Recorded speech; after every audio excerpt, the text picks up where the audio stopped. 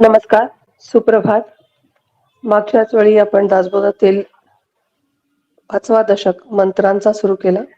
त्यातला दुसरा समास गुरुनिश्चय याचा उर्वरित भाग आज आपण अभ्यासणार आहोत. आपल्या अभ्यास वर्गाची सुरुवात करते अपर्णा चेरेकर अभंग आणि प्रार्थना म्हणून. ओंकार स्वरूपा, ओंकार स्वरूपा, ओंकार स्वरूपा. तुझं नमो, तुझं नमो. ओंकार स्वरूपा सद्गुरु समर्था, ओंकार स्वरूपा सद्गुरु समर्था. अनाथांच्या नाथा तुझं नमो, तुझं नमो, तुझं नमो, तुझं नमो, तुझं नमो. ओंकार स्वरूपा सद्गुरु समर्था, ओंकार स्वरूपा सद्गुरु समर्था. अनाथांच्या नाथा तुझं नमो, तुझं नमो, तुझं नमो, तुझं नमो, तुझं नमो. नमो माय बापा गुरु कृपा घना, तोडिया बंधना माया मोहा. नमो माय बापा गुरु कृपा घना, तोडिया बंधना माया मोहा. मोहजाळ माझे कोण निरशील, तुझ वीण दयाळा सद्गुरु राया. तुझं नमो, तुझं नमो, तुझं नमो, तुझं नमो, तुझं नमो, तुझं नमो, तुझं नमो, तुझं नमो. सद्गुरु राया माझा आनंद सागर, त्रैलोक्य आधार गुरु राव. त्रैलोक्य आधार गुरु राव. गुरु राव स्वामी असे स्वयं प्रकाश, गुरु राव स्वामी असे स्वयं प्रकाश.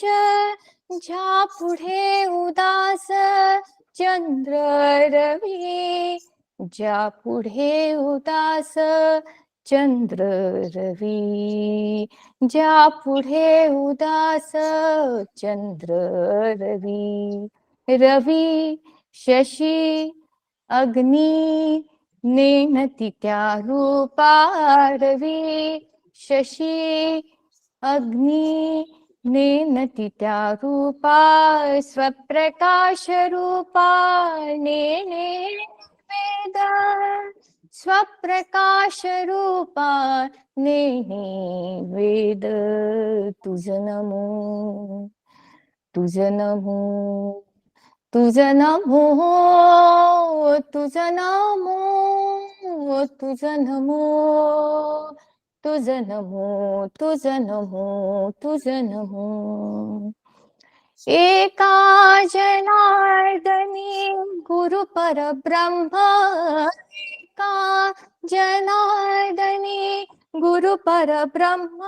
तयाचे परिणाम सदा मुखी, तयाचे परिणाम सदा मुखी. तुझं नमो, तुझं नमो, तुझं नमो, तुझं नमो, तुझं नमो, तुझं नमो, तुझं नमो, तुझं नमो. ओंकार स्वरूपा सद्गुरु समर्था, ओंकार स्वरूपा सद्गुरु समर्था. अनाथांच्या दाथा तुझं नमो, तुझं नमो, तुझ नमो तुझ नमो तुझ नमो तुझ नमो तुझ नमो तुझ नमो. श्री स्वामी समर्थ. प्रार्थना म्हणते, गणेश शारदा चैव सद्गुरु सज्जनस्तथा आराध्य दैवतं गुह्यं सर्वमे रघुनंदनं. श्रीराम. गणेश शारदा सद्गुरु संत सज्जन कुळेश्वरू सर्व ही माझा रघुवीरू सद्गुरु रूपे श्रीराम. माझे आराध्य दैवत परम गुह्य गुह्यातीत गुह्यपणाची मात न चले जेथे श्रीराम.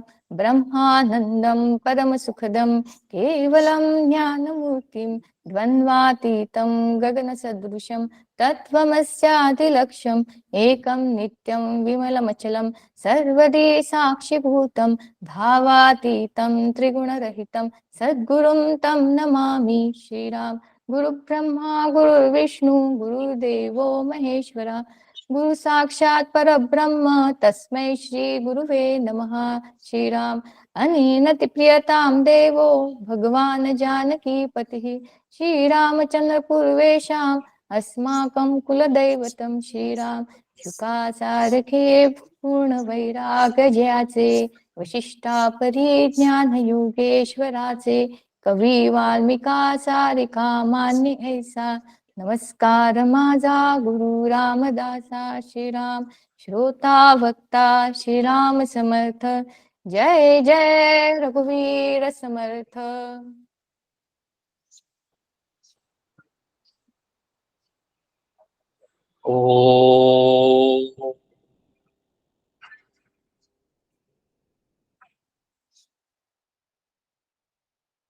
ओम सहना भवतु सहनौ भुनक्तु सह वीर्यं करवावहै तेजस्विनावधीतमस्तु मां विद्विषावहै. ओम शांति शांति शांति. सदाशिवसमारम्भां शङ्कराचार्यमध्यमाम् अस्मदाचार्यपर्यन्तां वन्दे गुरुपरम्पराम्. श्रुतिस्मृतिपुराणानाम् आलयं करुणालयं नमामि भगवत्पादं शङ्करं लोकशङ्करम्. शङ्करं शङ्कराचार्यं केशवं बादरायणं सूत्रभाष्यकृतौ वन्दे भगवन्तौ पुनः पुनः. ईश्वरो गुरुरात्मेति मूर्तिभेदविभागिनी व्योमवद्व्याप्तदेहाय दक्षिणामूर्तये नमः. मागच्या रविवारी आपण पाचवा दशक आणि दुसरा समास गुरुलक्षण सुरुवात केलेली होती.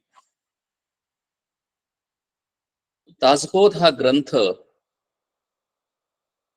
कशासाठी अभ्यासायचा, तर याचं जर कारण एकच आहे की दासबोध अभ्यासल्यामुळे समर्थांनी असं सांगून ठेवलेलं आहे की आम्हाला मोक्षाची प्राप्ती होते. आता मोक्षाची प्राप्ती होते म्हणजे आम्ही जीवनामध्ये जगत असताना आमच्या आयुष्यामध्ये जे अनेक दुःखाचे डोंगर कोसळतात, अनेक नको असणारी संकट येतात,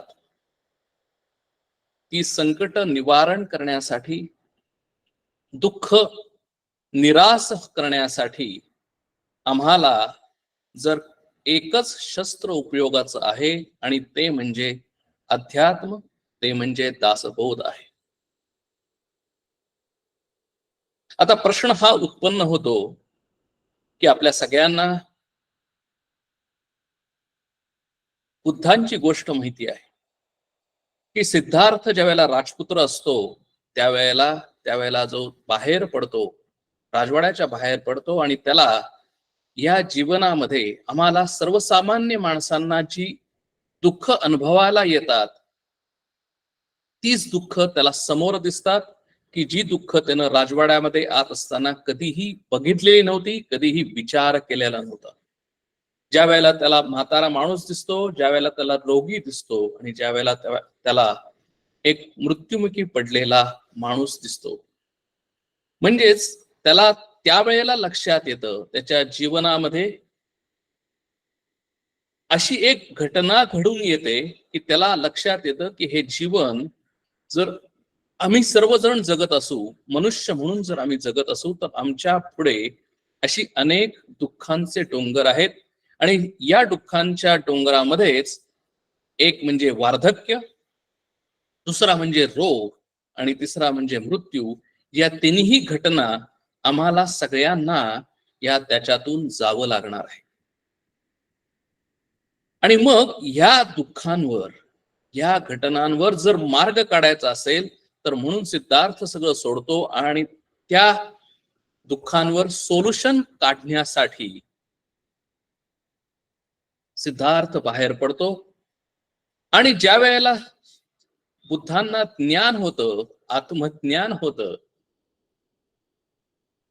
आणि बुद्ध स्वतः आपल्या शिष्यांना उपदेश करायला लागतात, त्यावेळेला एक शिष्य त्यांना प्रश्न विचारतो की गेले कित्येक वर्ष आम्ही तुमचा उपदेश ऐकतो आहोत, या सगळ्या जीवनातील दुःखांवर उपाय आत्मज्ञान हाच आहे, हेही आम्हाला पटतं आहे. पण जर आम्ही विचार केला तर, आणि आम्ही तुमच्याकडे सुद्धा बघितलं तर, तुमचंही शरीर आता हळूहळू वार्धक्याकडे झुकायला लागलेलं आहे. आम्हाला आजूबाजूला बघितलं तर आमचंही शरीरामध्ये रोग यायला लागलेले आहेत आणि आमचं शरीर सुद्धा कधीतरी मृत्यू पावणार आहे. या घटना आम्हाला सत्य आहेत. आणि मग तुम्ही जे म्हणता, तुम्ही जे उपदेश करता की अरे हे जे अध्यात्म आहे, या सगळ्या दुःखांवर रामबाण औषध जर काय असेल तर अध्यात्म आहे, हा दासबोध आहे. कारण अध्यात्माचा ग्रंथ हा दासबोध ग्रंथ आहे. हे समर्थांनी पहिल्या अध्यायामध्येच, पहिल्या दशकामध्येच सांगितलेलं आहे. भगवान बुद्धांनी त्याला एक छान उत्तर दिलं. भगवान बुद्ध म्हणतात की जर एखाद्या माणसाला 2 बाण लागले, पहिला बाण लागला तो अचानक आला, आमची तयारी नसताना आला, एकदम जोरात आला आणि आमच्या अंगावर तो बाण लागला. त्या बाणामुळे आम्हाला इजा झाली, आम्हाला दुःख झालं, आम्हाला प्रचंड मोठं त्रास झाला. आणि त्या त्रासानंतर, त्या दुःखानंतर अजून एक दुसरा एक बाण आला आणि तो दुसरा बाण मला लागला. असे 2 बाण आम्हाला सगळ्यांना लागणार आहेत, असं बुद्ध म्हणतात. पहिला बाण आहे तो म्हणजे जीवनामध्ये, आमच्या जीवनामध्ये येणारं वार्धक्य असेल, रोग असेल, आमचा स्वतःचा या शरीराचा मृत्यू असेल, आमच्या प्रियजनांचा मृत्यू असेल, किंवा अनेक अशी असणारी दुःख असतील, संकट असतील. ते बाण, तो पहिला बाण आहे आणि तो बाण दूर करणं हे अध्यात्माचं प्रयोजन नाही. म्हणजे आमच्या आयुष्यातली दुःख, वार्धक्य, रोग किंवा मृत्यू कमी करणं, दूर करणं हा पहिला बाण आहे. हे पहिला बाण, त्याचं निराकरण करणं हे अध्यात्माचं प्रयोजन नाही.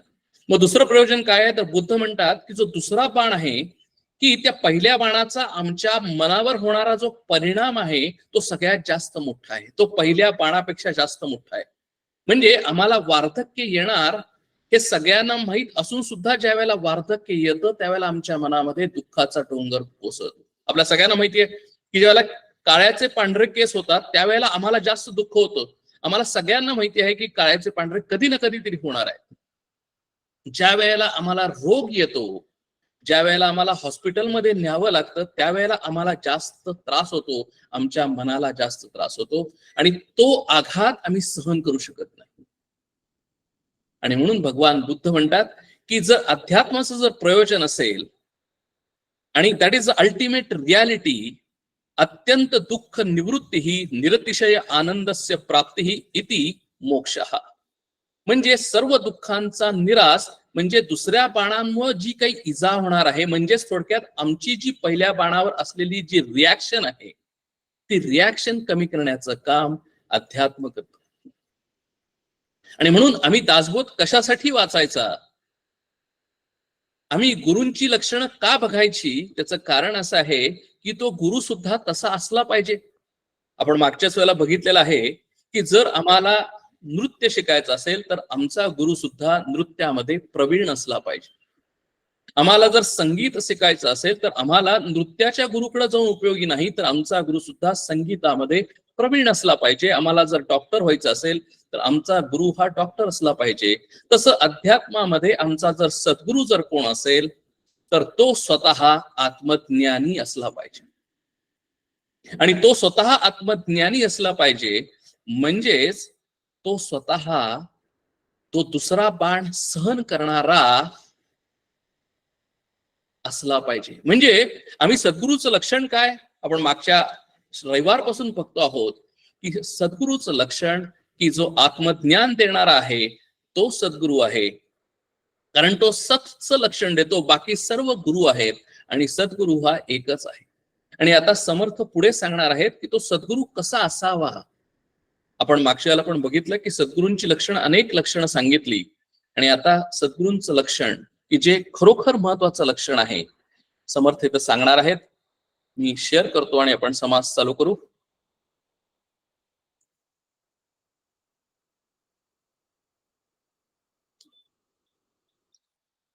समर्थ म्हणतात की ज्या वेळेला तो सद्गुरू हा स्वतः या सर्व प्रोसेस मधून गेलेला आहे, म्हणून समर्थांनी मागच्या वेळेला सांगितलं आपल्या 30व्या उवीमध्ये की बाणे तिहीची खुण तोची गुरु सुलक्षण तेथोची रिघावे शरण अत्यादरे मुमुक्षे श्रीराम.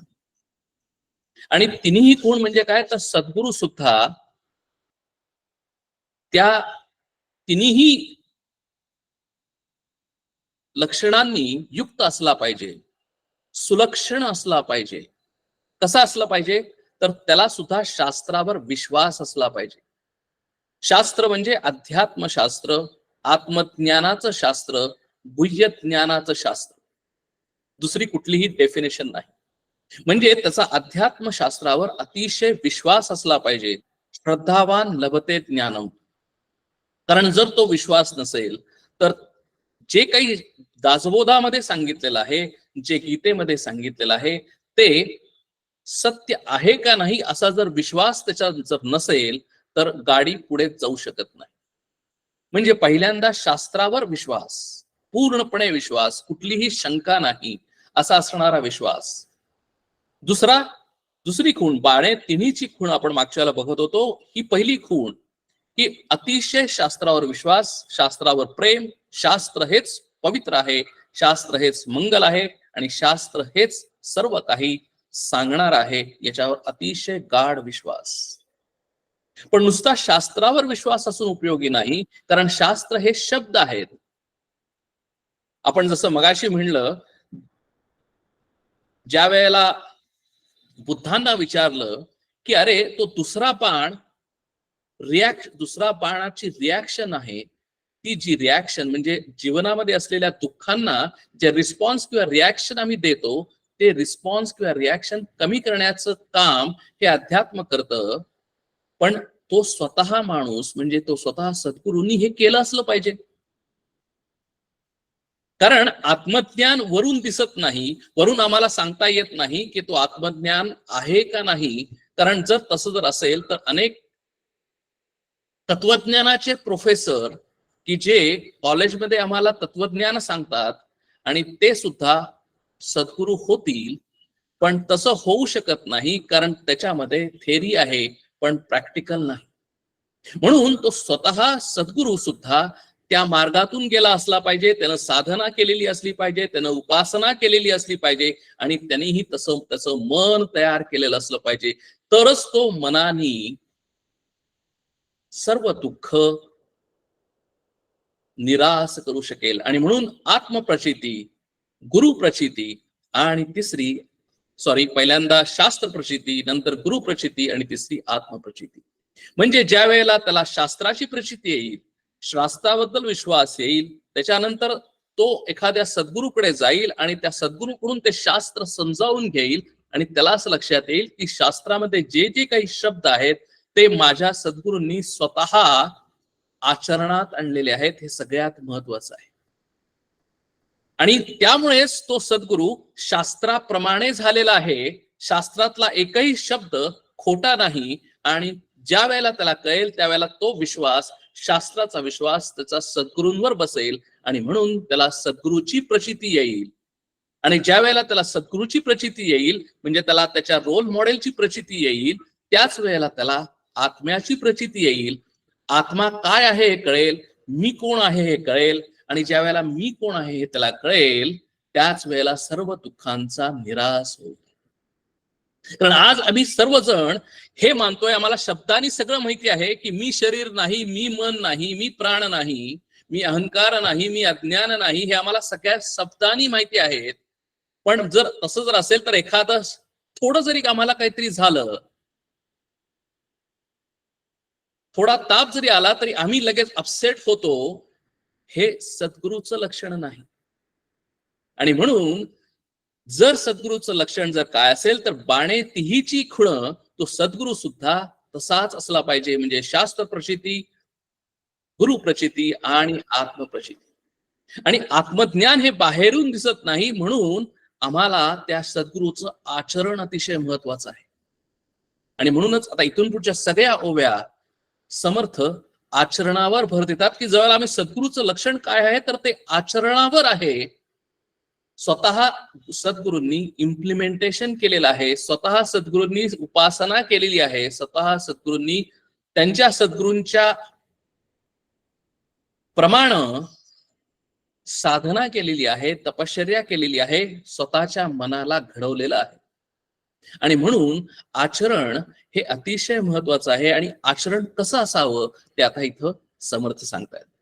अद्वैत निरूपणी अगाध व्यक्ता वक्ता परी विषयी लोलंगता, ऐसिया गुरुचेनी सार्थकता होणार नाही श्रीराम.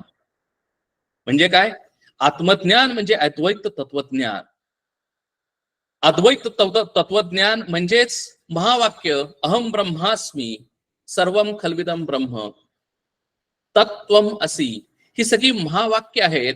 अद्वैतावर एखादा वक्ता अगाध वक्ता असेल, तो खूप छान बोलत असेल, बोलण्यामध्ये अतिशय पारंगत असेल, मोठ्या मोठ्या प्रमाणामध्ये अतिशय अस्खलित पद्धतीने तो अद्वैत निरूपण करत असेल, पण जर त्याचं आचरण जर विषयामध्ये लोलंगता म्हणजे तो विषयामध्ये जर लोळत असेल, विषयांबद्दल त्याला आकर्षण असेल, म्हणजेच या संसारामध्ये त्याला रस असेल, संसारामध्ये त्याला व्हॅल्यू असेल, ऐसिया गुरुचेनी सार्थकता होणार नाही कदापि सर्वथा. समर्थ म्हणतात हे कधीही शक्य नाही. म्हणजे थोडक्यात इथं समर्थ सांगतात की जर आम्ही कुणावर विश्वास ठेवायचा असेल, त्या सद्गुरूला जर लक्षण जर बघायचं असेल तर पहिल्यांदा तो सद्गुरू कसा आहे हे आम्ही बघितलं पाहिजे. तो विषयांमध्ये कसा वागतो, म्हणजे जीवनामध्ये जगत असताना त्याचं विषयाकडे बघण्याचा पर्स्पेक्टिव्ह कसा आहे. तो विषयामध्ये असेल, तो तुमच्या आमच्यासारखा सगळ्यांच्या मध्ये खात असेल, पीत असेल, उठत असेल, बसत असेल, नव्हे सर्व गोष्टी करत असेल, पण सर्व गोष्टी करत असताना त्या विषयांमध्ये त्याचं लक्ष काय आहे हे आमचं लक्ष असलं पाहिजे. आणि त्याच्यावरून सद्गुरू कसे असावेत इथं सांगतात. म्हणजे कसं, थोडक्यात जर आम्ही जर बघितलं तर आम्हाला सहज जाता जाता रस्त्यावरून जाताना एखादा आम्हाला मॉल दिसला आणि एक छान एक ड्रेस दिसला, आम्हाला पण लगेच वाटतो अरे वा किती छान ड्रेस आहे. म्हणजे तो ड्रेस मला आवडतो, मला त्याची व्हॅल्यू वाटते आणि त्या ड्रेस बद्दल मला प्रेम वाटतं. विषयामध्ये लोलंगता आहे. जाता जाता मी दिसलो, बघितलं, एक बेकरी दिसली, एक स्वीट्सचं दुकान दिसलं आणि मग अरे वा, मला एकदम आठवण आली की अरे वा, मला आज जर गुलाबजाम मिळाले तर किती वाटेल, बरं होईल. विषयी लोलंगता म्हणजे विषयांमध्ये जर आम्हाला क्रेविंग आहे, आम्हाला विषय हवे आहेत, हवेत म्हणजे कसे हवेच आहेत आणि ते आम्हाला आत्ताच पाहिजेत. म्हणजेच आम्हाला विषयांबद्दल ज्या वेळेला व्हॅल्यू वाटते असा सद्गुरू होऊ शकत नाही. कारण का की मग तो फक्त शब्दानं अद्वैत निरूपण करतो असं समर्थ म्हणतात. जैसा निरूपण समयो तैसेची मनही करी वायो कृतबुद्धीचा जयो झालाच नाही श्रीराम. कारण इथे ज्या वेळेला शब्द वापरतात श्रीराम समर्थ, कृतबुद्धीचा जयो झालाच नाही श्रीराम. कृतबुद्धी म्हणजे निश्चयात्मिका बुद्धी. भगवंतानी सुद्धा निश्चयात्मिका बुद्धी वापरली, हा शब्द वापरलेला आहे. निश्चयात्मिका बुद्धी म्हणजे अहम ब्रह्मास्मी याच्यावर असणारी निश्चयात्मक श्रद्धा. मी देह नाही, मी मन नाही, मी स्वतः साक्षात परब्रह्म स्वरूप आहे, यावर असणारी श्रद्धा, यावर असणारी निष्ठा, यावर असणारा निश्चय जोपर्यंत असत नाही तोपर्यंत तो निरूपण हे फक्त शब्द राहतात. आणि म्हणून इथे समर्थ शब्द वापरतात की आम्ही अशा गुरूंपासून सावधान राहिलं पाहिजे. कारण जैसा निरूपण समयी तैसेची मनही करी वायो. कारण लोकांना जे काही आवडतं ते तो देण्याचा प्रयत्न करतो. निरूपणामध्ये अनेक वेगवेगळ्या गोष्टी घालतो. अशा पद्धतीने निरूपण सजवतो की त्याच्यामध्ये लोक आकृष्ट होतील आणि त्यावेळेला खरा विषय बाजूला पडतो. म्हणजे थोडक्यात समर्थाने इथं सांगितलं की जर एखादा जर प्रवचनकार असेल, एखादा जर जो वक्ता असेल, तो फक्त बोलत असेल अध्यात्मावर आणि त्याच्याप्रमाणे जर त्याचं आचरण नसेल तर त्याला त्याचा उपयोग नाही. आणि त्याला उपयोग नाही तसा इतरांना सुद्धा उपयोग नाही. कारण त्याचा कृतबुद्धीचा जयो झालाच नाही श्रीराम. कारण त्याच्याकडे निश्चयात्मक बुद्धी नाही. पुढे म्हणतात की निरूपणी सामर्थ्य सिद्धी श्रवण होता दुराशा बाधी नाना चमत्कारे बुद्धी दंडळू लागे श्रीराम. समर्थांना त्या काळामध्ये 400 वर्षापूर्वी अनेक ज्या वेळेला समर्थांनी समाज बघितला त्यावेळेला असं लक्षात आलं आणि समर्थांनी या समासामध्ये पण म्हणलेलं आहे की जो सद्गुरू चमत्कार करतो आणि चमत्कार केल्यामुळे लोक त्याला मानायला लागतात. कारण सध्याच्या काळामध्ये इन्स्टंट ग्रॅटिफिकेशन हे आवश्यक वाटतं सगळ्यांना. किंवा एखादा जर माणूस सामर्थ्य सिद्धी दाखवत असेल, चमत्कार करत असेल तर माणसं लगेच अट्रॅक्ट होतात. पण समर्थ म्हणतात की असा जर एखादा जर गुरु असेल जो निरूपण करताना स्वतःचं सामर्थ्य दाखवतो, स्वतःच्या सिद्धी दाखवतो आणि त्या सिद्धींकडे लक्ष वळवतो श्रोत्यांचं आणि त्यामुळे श्रोत्यांचं सुद्धा चळण होतं. दंडळू लागे हा शब्द वापरलाय. कारण का की जर आम्हालाच नॅचरली प्रत्येक माणसांना, ऐकणाऱ्या प्रत्येक माणसाला असं वाटतं की अरे चमत्कार म्हणजे माझ्याही आयुष्यामध्ये चमत्कार व्हायला पाहिजे, माझी दुःख अशी पटापट निघून गेली पाहिजेत. म्हणजे बघा आम्ही सर्वजण आमच्या दुःखांना घाबरतो, आमच्या संकटांना घाबरतो. आणि जर एखादा आम्हाला लगेच आमचं दुःख नाहीसा करणारा असेल, नुसता हात असा केला आणि दुःख नाहीस झालं, संकट नाहीस झालं, चमत्कार केला आणि आम्हाला लगेच असं वाटतं की अरे हाच खरा सद्गुरू आहे, हाच चमत्कार करणारा गुरु आहे, म्हणजे हा सर्वात मोठा आहे, मी सुद्धा त्याच्याकडे जावं आणि माझी संकट मला काहीही प्रॉब्लेम न येता ऑटोमॅटिकली दूर व्हावी. आणि आमची सुद्धा बुद्धी तशी डळमळू लागते. कारण आम्हाला सगळ्यांना इन्स्टंट ग्रॅटिफिकेशन पाहिजे, आम्हाला लगेच सगळं पाहिजे आम्हाला. कारण इन्स्टंट शांती पाहिजे, इन्स्टंट आमच्या मनामध्ये सुख यायला पाहिजे, आनंद यायला पाहिजेत आणि आमची सगळी संकट दूर व्हायला पाहिजेत. अशा पद्धतीचं जर एखादा जर करणारा असेल तर त्याच्यापासून सावध राहा असं समर्थ सांगतात. कारण का ते टिकणार नाही. तुम्हाला त्यावेळेला ते संकट निवारण होईल पण तुम्हाला टिकणारी शांती, टिकणारा आनंद, टिकणारा दुःखाचा निराश होणार नाही. आणि म्हणून इथं समर्थ लक्षण सांगतात की पूर्वी ज्ञाते विरक्त भक्त तयासी सादृश्य भगवंत आणि सामर्थ्य अद्भुत सिद्धीचे योगे श्रीराम. म्हणजे खरोखर जर आत्मज्ञानी जर पुरुष असेल तर तो विरक्त म्हणजे विरक्त असलाच पाहिजे. तो ज्ञानी आहे, तो विरक्त आहे, तो भक्त सुद्धा आहे. आणि म्हणून तो सिद्धींपेक्षा जास्त मोठा आहे. म्हणजे थोडक्यात त्याच्याकडे सिद्धी नसतील का? त्याच्याकडे सिद्धी असतील, पण तो सिद्धी इज लाईक आपण म्हणतो ना की सिद्धी इज नॉट अल्टिमेट गोल. अध्यात्म ज्ञानामध्ये, आत्मज्ञानामध्ये सिद्धी हे गोल न ठेवता, हे फायनल डेस्टिनेशन न ठेवता, तो आत्मज्ञानाच्या शेवटच्या पायरीपर्यंत जाण्यासाठी प्रयत्न करतो. आणि म्हणूनच आम्ही सुद्धा आम्हाला जर तसंच जर पाहिजे असेल, आम्हाला सुद्धा शेवटच्या पायरीपर्यंत जायचं जर असेल, तर आम्ही सिद्धींना बाजूला ठेवावं, त्याच्याकडे लक्ष देऊ नये आणि आम्ही पुढे जावं, असं समर्थ म्हणतात. ऐसे तयांचे सामर्थ्य आमुचे ज्ञानाची नुसते व्यर्थ, ऐसा सामर्थ्याचा स्वार्थ अंतरी बसे श्रीराम. आपल्याला जर याचं जर उदाहरण पाहिजे असेल तर आपण प्रभू श्रीरामांचं चरित्र बघावं. परब्रह्म परमात्मा स्वरूप अवतार घेतला माणसाचा, आणि प्रभू श्रीरामाचं जर आम्ही आयुष्य जर बघितलं तर संबंध त्या आयुष्यामध्ये अतिशय सामान्य पद्धतीने, कुठल्याही सिद्धी, कुठलेही चमत्कार न करता प्रभू श्रीरामांनी आयुष्य कसं जगता येऊ शकेल हे आम्हाला दाखवून दिलेलं आहे. आणि म्हणूनच जर आम्हाला खरोखर जर काही आचरण करायचं असेल तर आम्ही प्रभू श्रीरामाचं आचरण करावं. कारण त्या आयुष्यामध्ये प्रभू श्रीरामांच्यावर सुद्धा अनेक प्रसंग आलेले आहेत, दुःखाचे नव्हे, आपल्यापेक्षा कितीतरी दुःखाचे. आमच्या आयुष्यामध्ये काय दुःख येतात? काहीच दुःख येत नाही.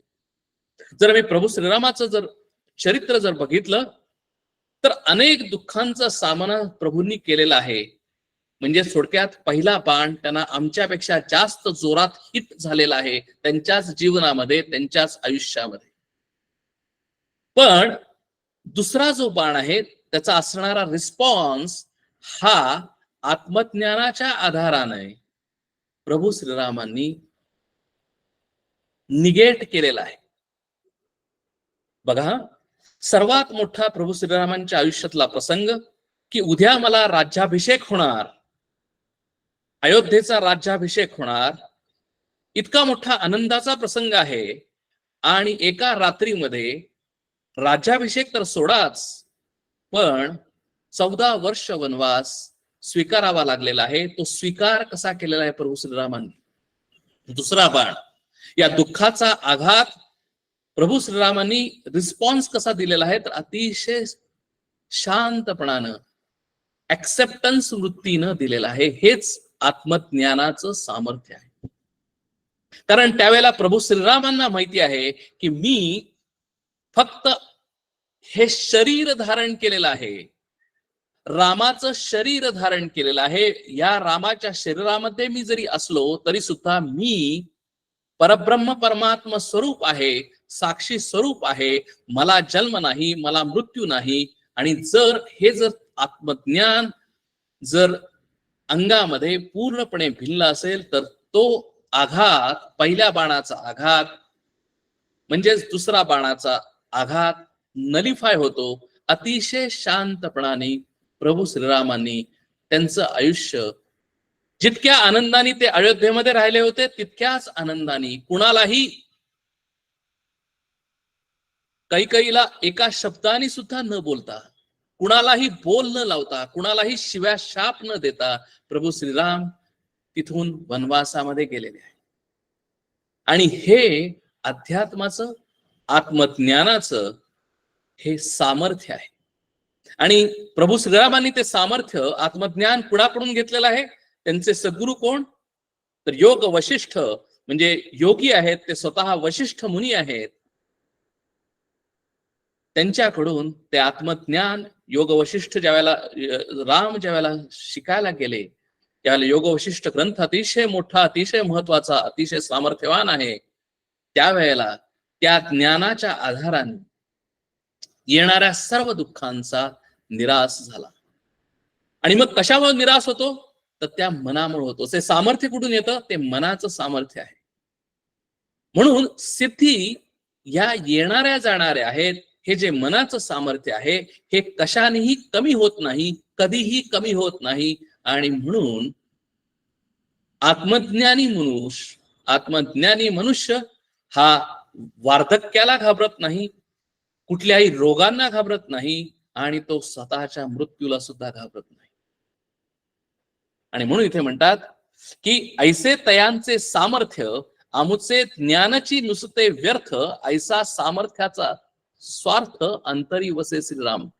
कारण का की जे ऐकणारे आहेत, जर आमचा सद्गुरू तेवढा जर पॉवरफुल नसेल आणि आमचा सद्गुरूच जर कच्चा असेल, तर जे शिकणारे आहेत, जे शिष्य आहेत, त्यांना असं वाटतं की अरे ऐसे तयांचे सामर्थ्य आमची ज्ञानचे नुसतेच व्यर्थ. अरे आम्ही नुसतंच म्हणतोय अहम ब्रह्मास्मी, आम्हाला जन्म नाही, आम्हाला मृत्यू नाही, आणि आम्हाला जरा काही प्रॉब्लेम आला तर आम्ही लगेच दुःखी होतो, आम्ही व्यथित होतो, म्हणजे आमचं ज्ञान व्यर्थ आहे असं त्यांना वाटायला लागतं. आणि त्यांना असं वाटायला लागतं की हे तत्वज्ञान नुसते शब्द आहेत, कशाला बघायचंय, आत्मज्ञान मिळून काय फायदा आहे. आणि म्हणून सद्गुरू अतिशय सामर्थ्यवान असतील, सद्गुरू हे स्वतः आचरण करणारे असतील, तर शिष्यामध्ये सुद्धा तेवढं सामर्थ्य प्राप्त होतं. आणि म्हणून इथं दुसरं लक्षण सांगतात, पुढचं लक्षण की निशेष दुराशा तुटे तरीच भगवंत भेटे, दुराशा धरिती ते वोकटे, शब्द ज्ञाते कामिक श्रीराम. समर्थ अतिशय स्ट्रॉंग आहेत, समर्थ अतिशय समर्थ आहेत, आणि त्यामुळं ते शब्द सुद्धा वापरताना अतिशय तिखट शब्द वापरतात. आम्हाला ते एखाद्या वेळेस तिखट वाटतील, म्हणून इथं समर्थ सांगतात की निशेष दुराशा तुटे तरीच भगवंत भेटे. जर आम्हाला भगवंत भेटायचं असेल, जर आम्हाला भगवंताची प्राप्ती पाहिजे असेल, जर आम्हाला ते आत्मज्ञान आमच्या आत मुरायचं असेल, म्हणजेच आमच्या आत्मारामाचं जर आम्हाला दर्शन जर पाहिजे असेल, तर आम्हाला काय करणं अपेक्षित आहे, म्हणजे सद्गुरूंकडे काय असणं अपेक्षित आहे, निशेष दुराशा तुटे. निशेष म्हणजे दुराशा म्हणजे कुठलीही आशा नाही, दुराशा म्हणजे वाईट आशा, चांगली आशाही नाही आणि वाईट आशाही नाही, आणि निशेष म्हणजे काहीही नाही. त्याच वेळेला आम्हाला भगवंत भेटेल, त्याच वेळेला ते आत्मज्ञानाचं सामर्थ्य आम्हाला प्राप्त होईल. तोपर्यंत आत्मज्ञान हे फक्त शाब्दिक आत्मज्ञान असेल. आणि म्हणून इथे म्हणतात की दुराशा धरी ते वोखटे, वोखटे हा शब्द वापरलाय. कारण का की ते वोखटे, की जर त्यांच्याकडे जर दुराशा जर धरतील, म्हणजेच असे जे काही गुरु असतील की सांगतात आत्मज्ञान आणि आत त्यांच्या मनामध्ये विषयांच्या कामना आहेत, आशा आहेत, दुराशा आहेत, ते खोटे आहेत असं समर्थ म्हणतात. ते फक्त शब्द जाणणारे आहेत, ते कामुक आहेत, कामना करणारे आहेत, शब्दांच्या पलीकडे त्यांना काहीही माहिती नाही. समर्थांनी अतिशय स्पष्टपणानं सांगितलेलं आहे. आणि म्हणून इथे म्हणतात की असं जर असेल तर प्रॉब्लेम काय होतो, असे जर गुरु जर समाजामध्ये बोकायले तर खरं अध्यात्म काय हेच आम्हाला समजत नाही. आज अध्यात्माबद्दल अनेक गैरसमजुती आहेत. याचं कारण हेच आहे की असे जे गुरु या समाजामध्ये आहेत, त्या समाजानं तो समाज अधपतित होतो, खाली खाली खाली खाली जातो. म्हणजे थोडक्यात आपण जर व्यवहारातलं जर उदाहरण घेऊ की जर पूर्वीच्या काळामध्ये अतिशय डॉक्टर जर व्हायचं असेल तर स्टँडर्ड खूप हाय होतं, गव्हर्नमेंट कॉलेजेस होती, आणि गव्हर्नमेंट कॉलेजेसमध्ये एक अतिशय हाय स्टँडर्ड असल्यामुळं अतिशय योग्य पद्धतीने बाहेर पडणारा डॉक्टर संबंध समाजामध्ये चांगला डॉक्टर, वैद्य म्हणून काम करू शकत होता. अलीकडच्या गेल्या 30, 40, 50 वर्षांमध्ये प्रायव्हेट हॉस्पिटल्स निघाली, प्रायव्हेट कॉलेजेस निघाली, आणि त्या प्रायव्हेट मेडिकल कॉलेजेसनी काय केलं असेल तर स्टँडर्ड कमी कमी कमी कमी केलं, आणि त्याच्यातून असे डॉक्टर्स तयार केले, म्हणजेच समर्थांच्या भाषेमधले असे गुरु तयार केले. आणि असे डॉक्टर ज्या वेळेला समाजामध्ये आले, त्यावेळेला समाजामध्ये सुद्धा अनेक आम्हाला डॉक्टरांबद्दल, पूर्वी डॉक्टरांना देव म्हणायचे, कारण डॉक्टराचा शब्द हा अतिशय सामर्थ्यवान होता. पण आज डॉक्टरांबद्दल सुद्धा अनेक जे वेगवेगळ्या पद्धतीचे, याचा अर्थ असा नाही की चांगले डॉक्टर्स नाहीत, पण आज डॉक्टरांबद्दल सुद्धा जे अनेक गोष्टी बोलल्या जातात, त्याचं कारणच असं आहे की बहुत ज्ञाती नागवली कामनेने वेडी झाली श्रीराम. कारण पूर्वी असं म्हणत होते की डॉक्टर हा पेशंटला पैशाच्या व्यतिरिक्त इलाज करणार, तो कधीही तो माणूस पैसे आहेत का नाही हे त्याच्यावर डॉक्टर कधी बघणार नाही. म्हणजे थोडक्यात काय की पैशाबद्दल अपेक्षा नाही, कामना नाही. तसंच इथं अध्यात्मामध्ये आहे. आणि जर अध्यात्मामध्ये जर गुरु जर कामनेनं वेडा झालेला असेल, त्याला जर कामना असतील, इच्छा असतील, तर तो काय करतो, तो अनेक लोकांना तो फसवतो. म्हणून इथं शब्द वापरतात, बहुत ज्ञाती नागवली कामनेनी वेडी केली, कामना इच्छिताच मेली, बापुडी मूर्खे श्रीराम. म्हणजे याचा प्रॉब्लेम काय होतो की तो स्वतः खाली जातो, तो स्वतः त्याचं अधपतन होतं आणि त्याच्या नादाला जे लागतात त्या सगळ्यांचं अधपतन होतं. आणि म्हणून इथं नागवली हा शब्द वापरलाय. बहुत ज्ञाती नागवली कामनेनी वेडी केली, कामना इच्छिताच मेली, बापुडे मुखे. म्हणून सद्गुरूंचं किंवा गुरूंचं काम एवढं मोठं आहे, गुरूंचं स्टँडर्ड एवढं मोठं आहे की या अध्यात्मामध्ये गुरु हा आचरण असणाराच पाहिजे आणि गुरु हा संपूर्ण कामना नसणारा पाहिजे. आणि हे समर्थांनी कुठल्या आधारावर सांगितलं तर गीतेमध्ये 2ऱ्या अध्यायामध्ये स्थितप्रज्ञ लक्षण म्हणजेच इथे समर्थांनी सद्गुरु लक्षण म्हणून वापरलेलं आहे. म्हणजे प्रजहात यदा कामान सर्वान पार्थ मनोगतान आत्मनी एव आत्मना तृप्तः स्थितप्रज्ञस्य तोच्यते. म्हणजे प्रजहात यदा कामान म्हणजे त्याला कुठल्याही कामना नाहीत, इच्छा नाहीत, कुठल्याही उपभोगाची इच्छा नाही, काहीही भोगायचं नाही, काहीही मिळवायचं नाही. I want nothing, I desire nothing. आणि म्हणून जर सद्गुरू जर असा जर असेल तर तो काय करतो तर बहुत ज्ञाती नागवली कामनेनी वेडी केली, कामना इच्छिताच मेली, बापुडी मूर्खे श्रीराम. समर्थ किती कठोर शब्द वापरतात बघा की कामना असल्यामुळं त्यांचा स्वतःचाही अधपतन झालं आणि त्यांच्या शिष्यांचंही अधपतन झालं. आणि बापुडे मूर्खे म्हणलेलं आहे. समर्थांनी याला पडत मूर्ख हा शब्द वापरलेला आहे.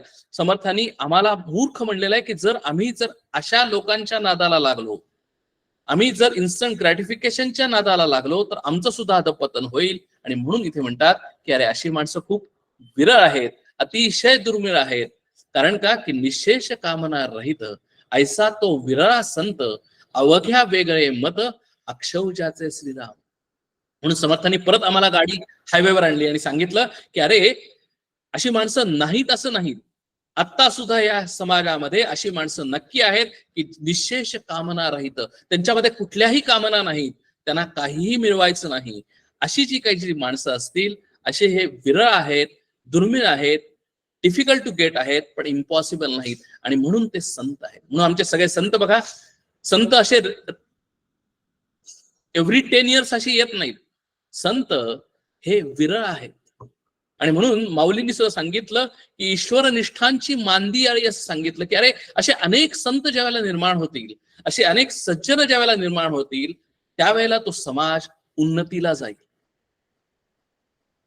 आणि असं त्यांनी का सांगितलं तर अक्षय ज्याचं म्हणजे ज्याचं अक्षय, अक्षय म्हणजे क्षय न होणार, म्हणजेच परब्रह्म तत्व, याच्यावर त्याचं लक्ष आहे.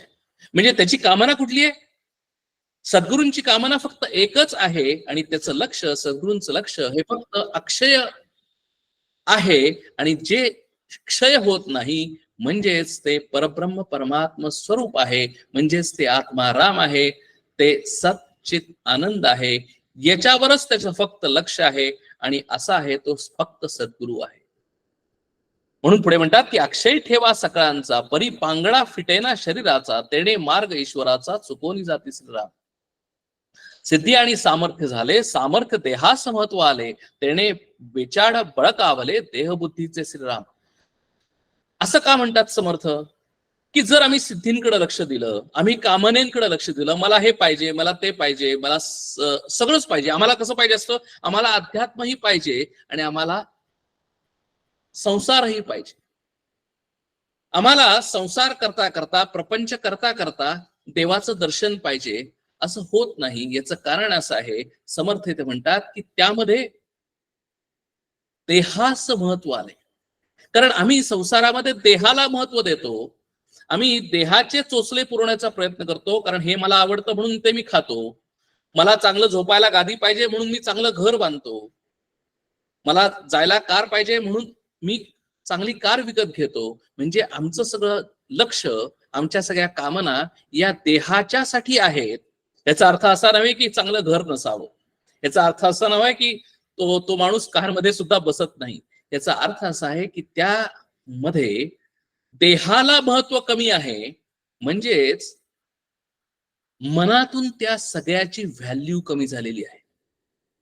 मनातून त्या घराबद्दल असणारी आसक्ती कमी झालेली आहे.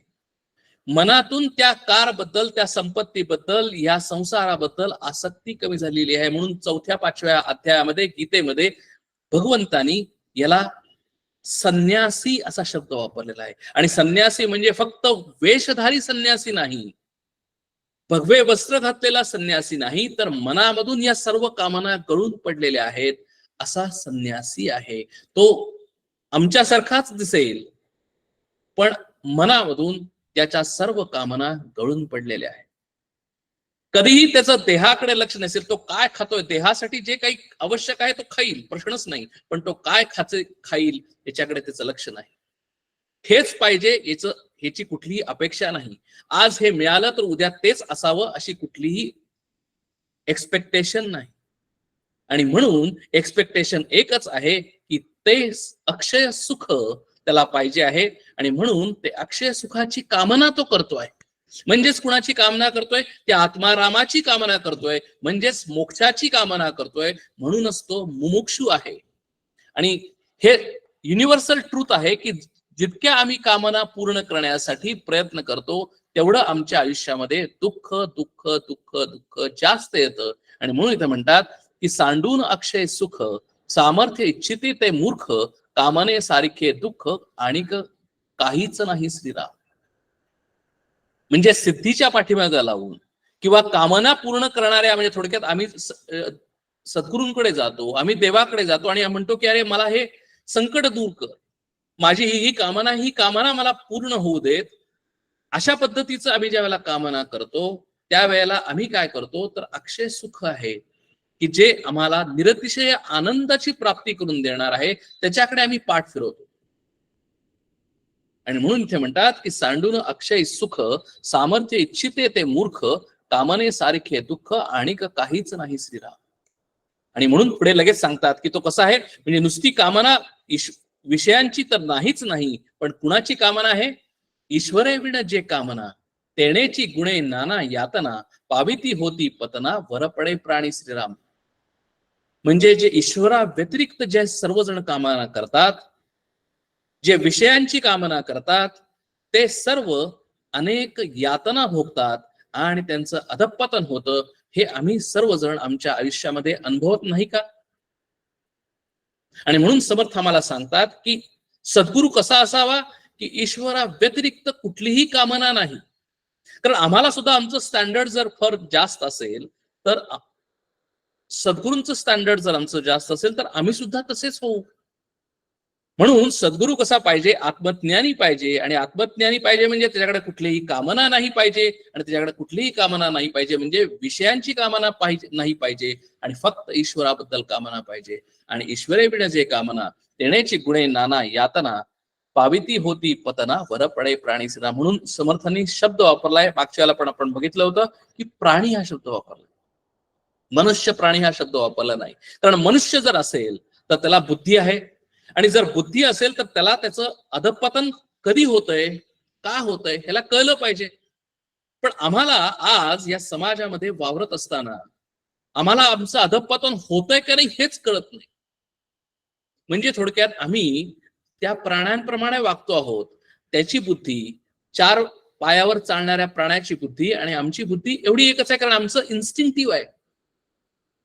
आमचं जे प्लेजर आहे ते इन्स्टिंक्टिव्ह प्लेजर आहे. म्हणजे थोडक्यात काय की आम्हाला इन्स्टंट प्लेजर त्या प्राण्याला जसं पाहिजे, अन्न वस्त्र निवारा प्रजोत्पत्ती, तशी आम्हाला सुद्धा पाहिजे. आणि म्हणून त्याच्यामध्ये 4 पायावर चालणाऱ्या प्राण्यामध्ये आणि माझ्यामध्ये काही नाही फरक नाही, कारण तोही तसाच आहे आणि मी तसाच आहे. मी जर मनुष्य प्राणी असेल तर मला कळलं पाहिजे की अरे मी मनुष्य जन्म का घेतलेला आहे. आणि मनुष्य जन्म जर मी का घेतलेला असेल तर ह्या कामना पूर्ण करणं हे माझं कर्तव्य नाही. याचा अर्थ असा नव्हे की माझ्या कामना मी सोडून द्याव्या.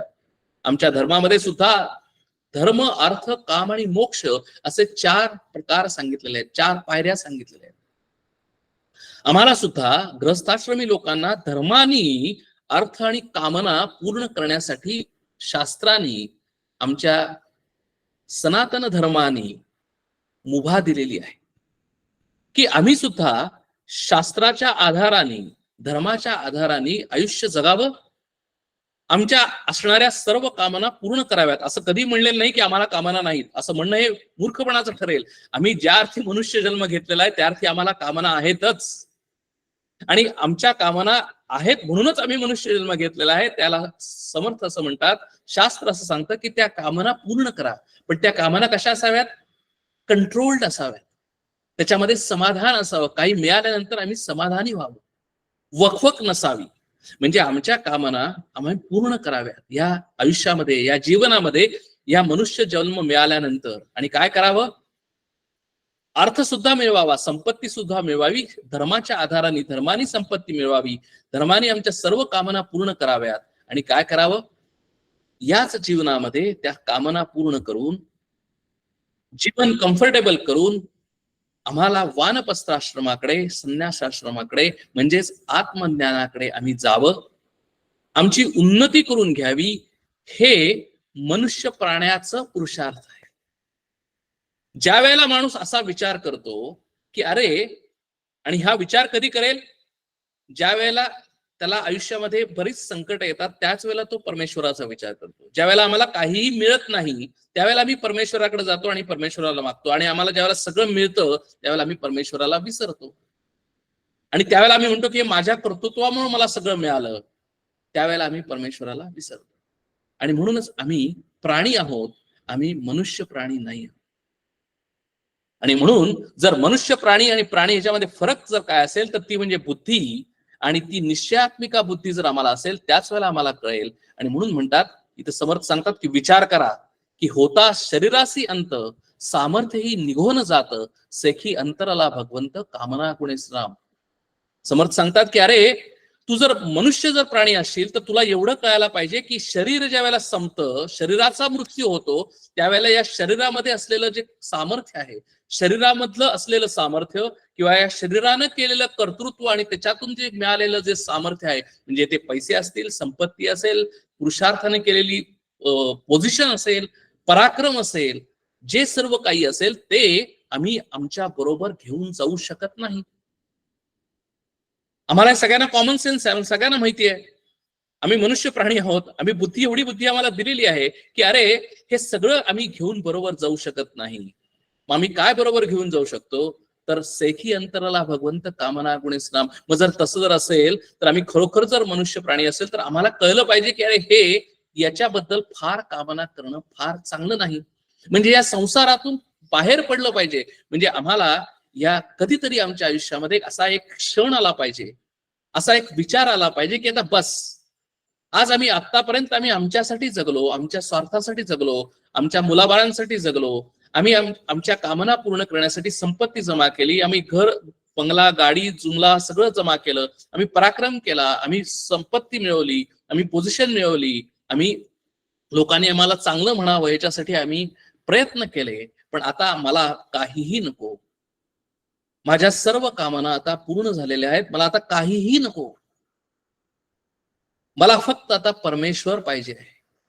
आणि असा ज्या वेळेला विचार येतो त्यावेळेला माझी उन्नती होते, त्यावेळेला मी प्राण्यापासून मनुष्य प्राण्यापर्यंत जायला लागतो. आणि तो जो आहे त्यालाच मुमुक्षु म्हणतात, त्यालाच साधक म्हणतात. म्हणून निकामता विचारू, दृढ बुद्धीचा निर्धारू, तोची सद्गुरु पैल पारू, पाववी भवाचा श्रा. म्हणून इथं समर्थ परत समयवर येतात आणि सांगतात की अरे, कोण सद्गुरु आहे? की जो सद्गुरु या भवसागरामधून पार घेऊन जातो, तोच आम्हाला सद्गुरु आहे. ते सद्गुरूचं लक्षण आहे. आणि तो कसा आहे सद्गुरु? निकामता, म्हणजे त्याच्यामध्ये कुठलीही कामना नाही, त्याच्यामध्ये कुठलाही भोग भोगायचं अशी नाही. म्हणजेच तो कसा आहे? तर तो संन्यासी आहे, तो वैराग्य संपन्न आहे, तो विवेकी आहे. आणि म्हणूनच तो शब्द वापरलाय की दृढ बुद्धीचा निर्धारू. त्याच्यामध्ये दृढ बुद्धी आहे. म्हणजे आम्हाला भगवंत पाहिजे, आम्हाला चांगलं व्हायचं आहे, आम्हाला चांगलं व्हायचं आहे, चांगलं व्हायचं नुसतं म्हणून काय उपयोग आहे. त्याच्यामध्ये एक दृढ निश्चय पाहिजे, आम्हाला निश्चयात्मिका बुद्धी पाहिजे. म्हणजेच थोडक्यात काय की जे काही व्हिजन असेल ते आम्हाला अंगीकारण्यासाठी मिशन पाहिजे. आणि मिशन जर असेल तर दृढ बुद्धी असल्याशिवाय व्यवहारामध्ये सुद्धा ते अतिशय उपयोगाला आहे. की जोपर्यंत नुसतं मला अभ्यास, मला पहिला नंबर मिळवायचा आहे, मला पहिला नंबर मिळवायचा आहे, मला पहिला नंबर मिळवायचा आहे, नुसतं म्हणून काहीही फायदा नाही. जोपर्यंत दृढ बुद्धीने मी अभ्यास करत नाही तोपर्यंत मला पहिला नंबर मिळत नाही. तसंच इथे आहे. जोपर्यंत मी दृढ बुद्धीने विचार करत नाही, दृढ बुद्धीने निर्धार करत नाही की मला आत्मज्ञान हवं आहे, आणि आत्मज्ञान हवं असेल तर मला असा प्रवास करणं आवश्यक आहे, आणि असा प्रवास करणारा सद्गुरू असा आहे, तोच मला या पहिलं पार नेऊ शकतो. म्हणजेच मी त्या सद्गुरूला पहिल्यांदा शोधून काढलं पाहिजे आणि त्या सद्गुरूकडे गेलं पाहिजे. सद्गुरूची जबाबदारी नाही. सद्गुरू शिष्याला शोधून काढणार नाही, तर शिष्याने सद्गुरूला शोधून काढलं पाहिजे आणि सद्गुरूला ओळखलं पाहिजे आणि त्याला शरण गेलं पाहिजे. सद्गुरूला गरज नाही. तुम्ही सद्गुरूंकडे गेल्यानंतर, सद्गुरूला पटल्यानंतर सद्गुरू तुमच्यावर कृपा करेल, पण तोपर्यंत शिष्याची, आणि आपण पुढच्या समास संहितेने लिहिलेला आहे आणि तो या समासापेक्षा अजून जास्त मोठा समास आहे, शिष्याचं लक्षण, ते आपण पाहणार आहोत. त्याला आपण पाहू. आता पुढे म्हणतात की मुख्य सद्गुरूचे लक्षण, आधी पाहिजे विमळ ज्ञान, निश्चयाचे समाधान, स्वरूप स्थिती श्रीराम. समर्थ परत एकदा समयवर येतात आणि सांगतात की अरे मुख्य सद्गुरूचं लक्षण एकच आहे, आणि ते म्हणजे विमळ ज्ञान, म्हणजेच आत्मज्ञान, म्हणजेच शुद्ध ज्ञान. आणि हे ओळखायचं कसं, तर त्याच्याकडे निश्चयाचं समाधान आहे. तो सदैव स्वरूप स्थितीमध्ये आहे. हे आम्ही ओळखल्यानंतर तोच सद्गुरू आहे, हेच सद्गुरूचं लक्षण आहे. बरं, हे आम्हाला जर कळलं नाही, कारण का की आम्हाला विमळ ज्ञान आहे की नाही हे कळत नाही, कारण ते दाखवता येत नाही.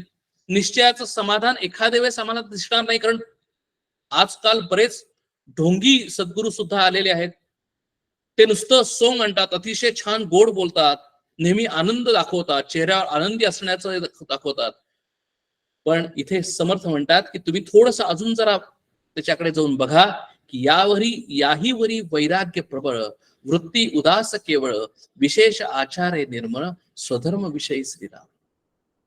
म्हणजे त्याचे आचार कसे असले पाहिजेत, स्वधर्माचे आचार असले पाहिजे. स्वतःचा धर्म तो व्यवस्थित आचरण करत असला पाहिजे. म्हणजे थोडक्यात इम्प्लिमेंटेशन, त्याचं जीवन कसं आहे ते आम्ही पाहिलं पाहिजे. एक दिवस नाही, 2 दिवस नाही, तर अनेक वर्ष वेगवेगळ्या प्रसंगामध्ये, वेगवेगळ्या घटनेमध्ये तो कसा वागतो, त्याचं आचरण कसं आहे, त्याचं आचरण निर्मळ आहे का, स्वधर्म तो पाळतो का, वृत्ती उदास आहे का, तो वैराग्य संपन्न, विवेक संपन्न आहे का, हे आम्ही बघितलं पाहिजे. आणि जर तसा जो असेल तर तो सद्गुरू आहे. म्हणजे पहिलं लक्षण काय, तर विमळ ज्ञान. दुसरं लक्षण काय, तर निश्चयाचं समाधान. तिसरं काय, तर स्वरूप स्थितीमध्ये सदैव तो आहे. चौथं लक्षण, तो वैराग्य संपन्न आहे. पाचवं लक्षण, तो आचारामध्ये अतिशय काटेकोर प्रमाणे, निर्मळतेने स्वधर्माचं पालन करतो आहे. पुढे काय सांगितलं, ही तर सगळी लक्षणं आहेतच. याहीवरी अध्यात्म श्रवण, हरिकथा निरूपण, जेथे परमार्थ विवरण, निरंतर श्रीराम. तो कसा असला पाहिजे, तो सदैव अध्यात्मामध्ये श्रवण, मनन, चिंतन, हरिकथा निरूपण याच्यामध्ये तो मग्न असला पाहिजे. परमार्थ व्यतिरिक्त तो काहीही, तो त्याच्या आयुष्यामध्ये काहीही नसलं पाहिजे. म्हणजेच थोडक्यात निरंतर हा शब्द वापरून समर्थ म्हणतात की परमार्था व्यतिरिक्त त्याच्या आयुष्यामध्ये काहीही नाही. जेथे सारासार विचार आहे, जिथे सत्सद विवेक बुद्धी आहे, म्हणजे जिथं नीती काय आहे, अनिती काय आहे त्याला चांगलं माहिती आहे, तो नीतीने वागतो, अनितीला सोडून देतो. जिथे सत्सद विवेक बुद्धी आहे, म्हणजे जिथं सत काय आहे आणि असत काय आहे हे त्याला बुद्धीचा निश्चय झालेला आहे. म्हणजे त्याला शाश्वत काय आणि अशाश्वत काय हे त्याला माहिती आहे. अशा विवेकाने तो वागत आहे. अशा विवेकाने तो 1 दिवस नाही, 2 दिवस नाही, तो त्याचा स्वभाव बनलेला आहे. आणि म्हणूनच असे सद्गुरू मिळणं अतिशय अवघड आहे. आणि असे ज्यावेळेला सद्गुरू मिळतील तेथे होय जगदोद्धार, त्याच वेळेला जगाचा उद्धार होईल. आणि म्हणून तिने पुढे म्हणलं की अरे असे सद्गुरू कसे असतात, नुसतेच परमार्थ निवर्तन नाही, तर नवविधा भक्तीचा आधार बहुता जनासी श्रीराम. इथे आम्हाला इथे ज्ञानी भक्त दिसतो. म्हणजे भक्तही आहे आणि ज्ञानही आहे. म्हणजे भक्त भक्त म्हणजे ज्ञानी भक्त म्हणजे काय, तर ज्ञानाचा आणि भक्तीचा जिथं संगम झालेला आहे. नवविधा भक्ती आपण मागच्या दशकामध्ये बघितलेली आहे. तीच भक्ती इथे त्या सद्गुरूंमध्ये आम्हाला प्रचंड मोठ्या प्रमाणावर दिसते.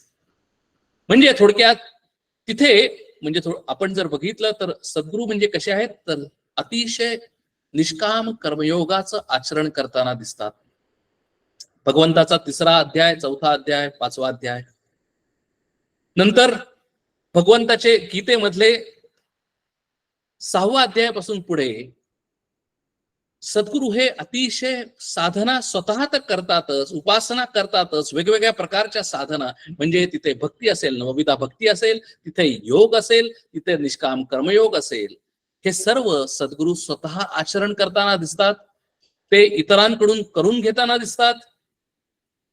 आणि ज्यांच्यामध्ये कर्म, उपासना आणि ज्ञान या तिन्हीचा संगम झालेला आहे. ज्ञानामुळे अतिशय पवित्र ते स्वतः आहेत. स्वरूपाच्या स्थिती व्यतिरिक्त ते दुसऱ्या कुठल्याही स्थितीमध्ये राहत नाहीत. आणि जीवनामध्ये आचरण करताना ते अतिशय निष्काम कर्मयोगाचं आचरण करताना दिसतात. आणि इथे उपासना, परमेश्वराबद्दल अतिशय प्रेम, अतिशय भक्ती, अतिशय भाव. आणि म्हणूनच इथे म्हणतात की म्हणून नवविधा भजन जेथे प्रतिष्ठिले साधन, हे सद्गुरूचे लक्षण श्रोती ओळखावे श्रीराम. म्हणजे तो सद्गुरू कधी असं म्हणत नाही की अरे आता मी इथं पोचलेलो आहे, मग आता मला भजनाची गरज नाही म्हणून मी आता काहीही करत नाही, असं चालत नाही. म्हणून लक्षण काय आहे की जरी तो ज्ञानाचा आगर जरी असेल, जरी तो आत्मज्ञानामध्ये प्रतिष्ठित झालेला असेल, पण तरी त्याला माहिती आहे की माझ्या पाठीमागून जी येणारी जी माणसं आहेत, माझ्या पाठीमागून जे येणारे जे साधक आहेत, त्यांना हे साधन महत्वाचं आहे. म्हणून तो तेवढ्याच उत्साहाने, म्हणून इथं शब्द वापरला की जेथे प्रतिष्ठेले साधन, कारण त्यांनी साधनाची प्रतिष्ठा ओळखलेली आहे. ते स्वतः भजन करताना दिसतात, ते स्वतः उपासना करताना दिसतात, ते वेगवेगळ्या साधना करताना दिसतात. म्हणून नवविधा भजन जेथे प्रतिष्ठेले साधन, हे सद्गुरूचे लक्षण श्रोती ओळखावे श्रीराम. आणि आता समरी सांगतात बघा, ह्या ओवीमध्ये समरी सांगतात की अंतरी शुद्ध ब्रह्मज्ञान, बाह्य निष्ठेचे भजन, ते बहुभक्त जन विश्रांती पावती श्रीराम. सद्गुरूचं लक्षण काय? फायनली समरी, अंतरी शुद्ध ब्रह्मज्ञान, आत्मज्ञान. आणि बाहेर म्हणजे बाहेर जीवनामध्ये जगत असताना बाह्य निष्ठेचे भजन. बाहेर जगत असताना निष्ठा आहे. निष्ठा आहे म्हणजे काय? भगवत निष्ठा आहे, म्हणजे निश्चय आहे. म्हणजे तो परमेश्वर आहे आहे आहे हे सांगायला लागत नाही. मग निष्ठा कशी आहे की आयुष्यामध्ये अनेक ज्या वेळेला संकट येतात, अनेक दुःख येतात, त्यावेळेला तो डगमगत नाही. कारण का? की त्यानं त्याची निष्ठा, त्याची श्रद्धा, त्याचा भाव, त्याची भक्ती ईश्वराचरणी अर्पण केलेली आहे. तो भजनामध्ये दंग आहे. जर भजन जर करत असेल तर आम्ही घाबरायचं काय कारण आहे? आमच्या संकटांना आम्ही घाबरायचं काय कारण आहे? आमच्या आयुष्यामध्ये जर आम्ही वार्धक्य आलं तर आम्हाला घाबरण्याचं काय कारण आहे? आम्हाला अनेक शरीराला रोग आले तर आम्हाला घाबरण्याचं काय कारण आहे? अंतरी शुद्ध ब्रह्मज्ञान, बाह्य निष्ठेचे भजन, ते भूत भक्त जन विश्रांती पावती श्रीराम. आणि म्हणून असा जर सद्गुरू जर असेल, अंतरी शुद्ध ब्रह्मज्ञान आणि बाह्य निष्ठेचे भजन, तिथं काय होतं तर आम्ही त्याच्या सानिध्यात गेलो, सत्संगामध्ये गेलो, त्याच्या जवळ गेलो तर आम्ही विश्रांती पावतो. म्हणजेच काय? आम्हाला शांत वाटतं, आम्हाला आनंद वाटतो, आम्हाला समाधान मिळतं. आणि म्हणून इथे म्हणतात की तेथे भक्त जन विश्रांती पावती श्रीराम. म्हणजे what is the ultimate thing की आम्हाला सुद्धा तिथं गेल्यानंतर, त्याच्या सानिध्यात असल्यानंतर, त्याच्या बरोबर राहिल्यानंतर, त्याचे विचार ऐकल्यानंतर, त्याला पाहिल्यानंतर तो कसा वागतोय. म्हणून अर्जुनाने सुद्धा शब्द केला की अरे स्थितप्रज्ञस्य का भाषा. अरे स्थितप्रज्ञ बोलतो कसा, स्थितप्रज्ञ उठतो कसा, तो काय खातो, तो कसा बोलतो असं मला सगळं जाणून घ्यायचं आहे, म्हणून आम्ही सुद्धा त्याला म्हणजे सद्गुरूंना हे बघितलं पाहिजे. आणि तिथं बघितल्यानंतर आम्ही सुद्धा तसे होतो. आणि म्हणून म्हणतात की तेथे बहु भक्त जन विश्रांती पावती श्रीराम. नाही उपासनेचा आधार तो परमार्थ निराधार, कर्मे विना अनाचार भ्रष्ट होती श्रीराम. लगेच समर्थ उलट सांगतात, आमच्या डोक्यामध्ये ते घट्ट बसावं. सद्गुरू कोण आहे आमच्या डोक्यामध्ये घट्ट बसावं, यासाठी समर्थ परत परत परत परत आम्हाला सांगतात की अरे जर उपासनेचा जर आधार घेतला नाही तर तो परमार्थ निराधार आहे. म्हणजे तो गुरु निराधार आहे, त्याला सुद्धा आधार नाही. आणि मग तो गुरु सुद्धा घाबरेल. असे गुरु गुरु का घाबरतात? स्वतःचा मृत्यू समोर दिसल्यानंतर असे गुरु का घाबरतील? कारण त्यांनाही आधार नाही. आणि मग आधार कुणाचा आहे? तर हा परमार्थाला आधार जर असेल तर तो परब्रह्म परमार्थाच परमात्म्याचा आधार आहे, तो आत्म्याचा आधार आहे. त्यामुळे तो कधीही निराधार होऊ शकत नाही. कारण का? की तो परब्रह्म परमात्मा हा सत आहे आणि तो आहे आहे आहे आहे. अशी एकही वेळ नाही, असा एकही काळ नाही की तिथं तो नाही. तो भविष्य काळातही आहे, भूतकाळातही आहे आणि वर्तमान काळातही आहे. तो सदैव सगळ्यांना आधार देणारा आहे. आणि म्हणूनच त्याच्यावर निष्ठा असणारा माणूस, आत्म्यावर निष्ठा असणारा माणूस, आत्मविश्वास असणारा माणूस कधीही संकटांना डगमगत नाही. कारण का? की त्याला आधार आहे, आत्मविश्वास आहे, सेल्फ कॉन्फिडन्स आहे. आणि तो आधार कसा आहे? तो माणसांचा आधार नाही. माणसांचा आधार येणारा जाणारा आहे. आम्ही माणसांचा आधार घेतो. आज नातेवाईक आहेत, उद्या नातेवाईक नाहीत. आम्ही पोझिशनचा आधार घेतो, सत्तेचा आधार घेतो.